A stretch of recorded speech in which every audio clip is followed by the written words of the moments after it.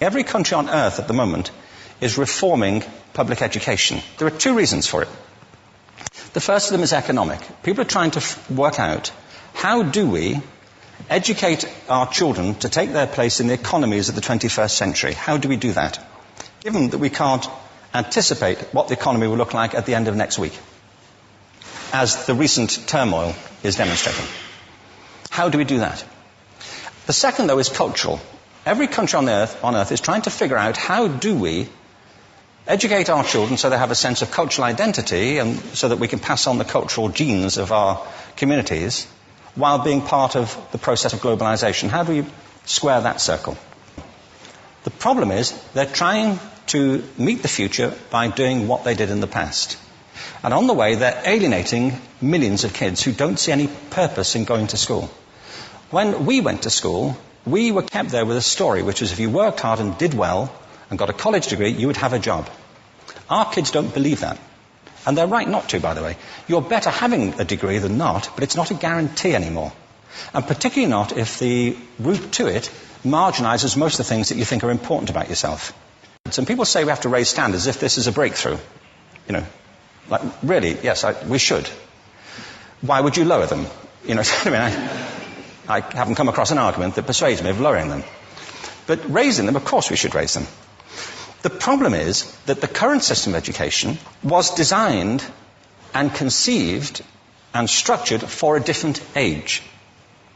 It was conceived in the intellectual culture of the Enlightenment and in the economic circumstances of the Industrial Revolution. Before the middle of the 19th century, there were no systems of public education.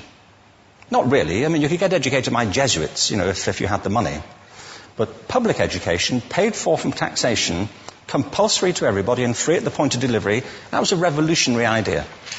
And many people objected to it. They said it's not possible for many street kids, working class children, to benefit from public education. They're incapable of learning to read and write, and why are we spending time on this? So there's also built into it a whole series of assumptions about social structure and capacity. It was driven by an economic imperative of the time, but running right through it was an intellectual model of the mind, which was essentially the Enlightenment view of intelligence. That real intelligence consists in the capacity for a certain type of deductive reasoning and a knowledge of the classics originally, what we come to think of as academic ability. And this is deep in the gene pool of public education, that there are really two types of people, academic and non-academic, smart people and non-smart people. And the consequence of that is that many brilliant people think they're not, because they've been judged against this particular view of the mind. So we have twin pillars, economic and intellectual. And my view is that this model has caused chaos in many people's lives. It's been great for some. There have been people who have benefited wonderfully from it. But most people have not. Instead, they suffer this. This is the modern epidemic, and it's as misplaced and it's as fictitious. This is the plague of ADHD.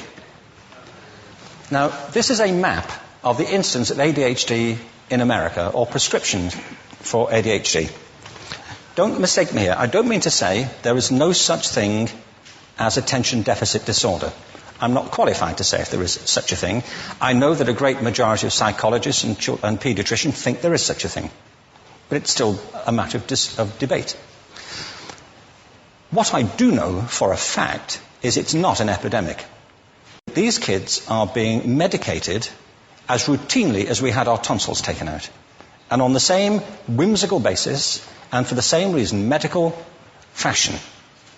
Our children are living in the most intensely stimulating period in the history of the earth.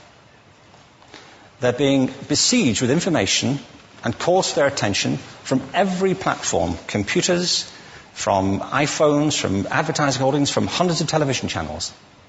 And we're penalizing them now for getting distracted. From what? Boring stuff. At school, for the most part. It seems to me it's not a coincidence totally that the incidence of ADHD has risen in parallel with the growth of standardized testing. Now, these kids are being given Ritalin and Adderall and all manner of things, often quite dangerous drugs, to get them focused and calm them down. But according to this, attention deficit disorder increases as you travel east across the country. People start losing interest in Oklahoma.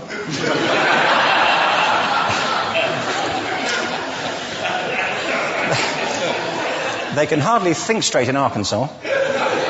And by the time they get to Washington, they've lost it completely. And there are separate reasons for that, I believe.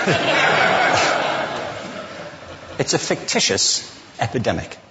If you think of it, the arts, and I don't say this exclusively of the arts, I think it's also true of science and of maths, but I say about the arts particularly because they are the victims of this mentality currently, particularly. The arts especially address the idea of aesthetic experience. An aesthetic experience is one in which your senses are operating at their peak, when you're present in the current moment, when you're resonating with the excitement of this thing that you're experiencing, when you are fully alive. An anesthetic is when you shut your senses off and deaden yourself to what's happening. And a lot of these drugs are that.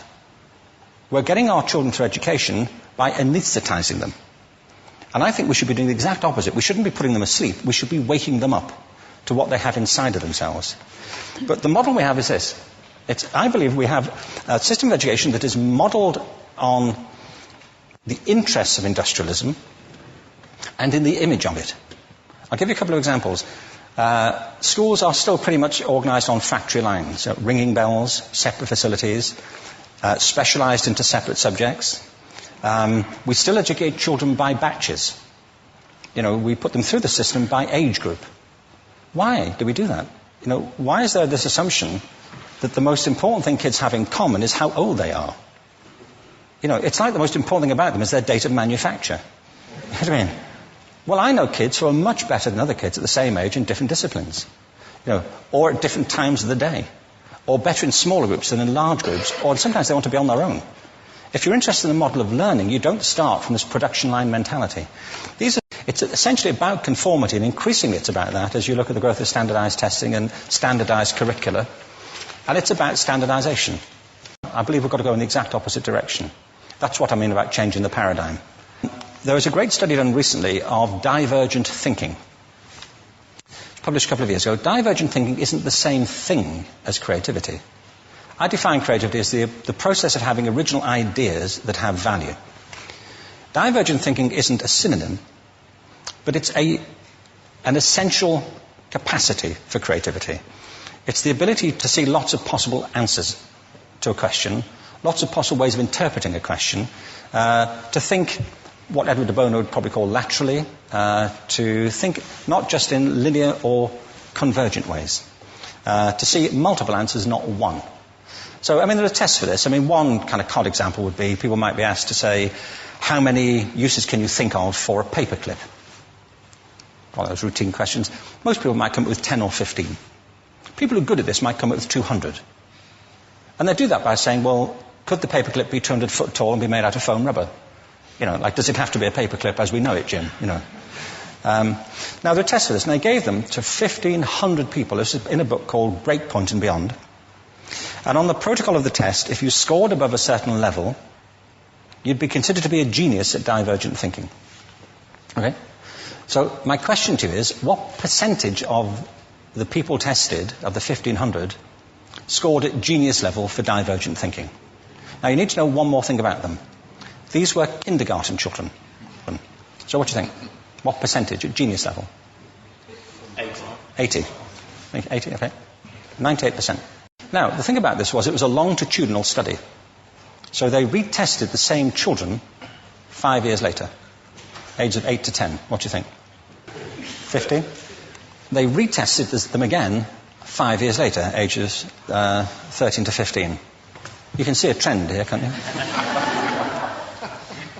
Now, this tells an interesting story, because you could have imagined it going the other way, couldn't you? You start off not being very good, but you get better as you get older. But this shows two things. One is we all have this capacity, and two, it mostly deteriorates. Now, a lot of things have happened to these kids as they've grown up. A lot. But one of the most important things that happened to them, I'm convinced, is that by now they've become educated. They've spent 10 years at school being told there's one answer, it's at the back. And don't look. And don't copy, because that's cheating. I mean, outside schools, that's called collaboration, but inside schools. Now, this isn't because teachers want it this way, it's just because it happens that way. It's because it's in the gene pool of education. We have to think differently about human capacity. We have to get over this old conception of academic, non-academic, abstract, theoretical, vocational, and see it for what it is, a myth. Secondly, we have to recognize that most great learning happens in groups, that collaboration is the stuff of growth. If we atomize people and separate them and judge them separately, we form a kind of disjunction between them and their natural learning environment. And thirdly, it's crucially about the culture of our institutions, the habits of the institution and the habitats that they occupy.